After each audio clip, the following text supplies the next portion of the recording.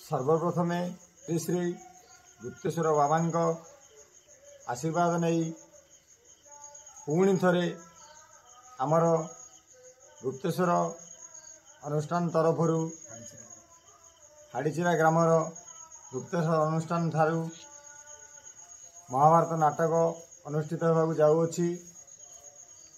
ये नाटकर मुख्य निर्देशक श्रेष्ठ निर्देशक श्री श्री भगवान साहू अनुष्ठान प्रति आशीर्वाद जो पुणी थे रामायण पर महाभारत आरंभ करने जाऊँगी। अनुष्ठान गत कोविड समय रामायण नाटक बाबा आशीर्वाद अनुष्ठित होता जो नाटक सारा राज्य रे सारा जिले रे साफल्य मंडित करिछि।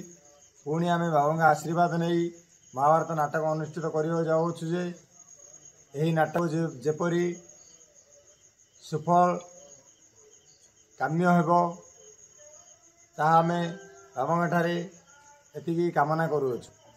आद्य तारीख 16/1/2025 दिन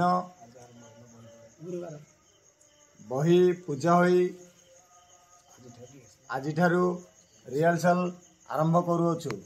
श्री श्री गुप्तेश्वर बाबा की जय। श्री श्री गुप्तेश्वर बाबा की जय। श्री श्री गुप्तेश्वर बाबा की जय।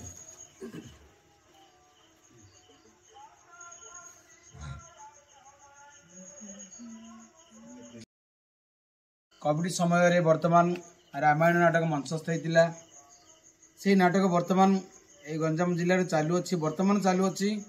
आज ठीक 16 तारीख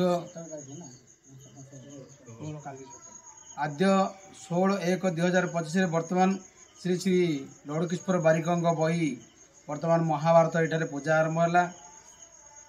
महाशिवरात्रि उपलक्षे आशा करुछि मोर गुरुंग आशीर्वाद वर्तमान यहाँ हूँ 34 आखड़ा महाभारत किपरि नाटकटी सुंदर भाव में साफल्य मंडित हो मोर गुरुंग चरणाबिंदु नमस्कार करी सर्व गंजाम जिलार कलाकार समस्त को जनाऊँ जे आशा करुच्ची ए नाटकटी किपरि शुभमंडित आलोकित हो सर्वज्ञा मंडित करी नाटकटी सुलभ बाहर हम बोली मु आशा करुच्ची।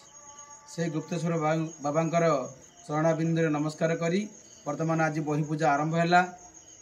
किपरि सुंदर भाव में शृंखलित भाव में ग्रामवासी माने समस्त सहजरे आमर मैनेजर श्री बायगौड़ अधिकारी सेनापति विषय स्वर्गत्य से समस्त साहाय्य ग्राम कमिटी बृंद समस्त साहाय्य ये नाटकटी किपरि मंचस्थ हो आशा करुँ से चरणाबिंदु नमस्कार करी गुप्तेश्वर बाबा जय जय गुप्तेश्वर बाबा को जय। गुप्तेश्वर बाबा को जय। गुप्तेश्वर बाबा को जय।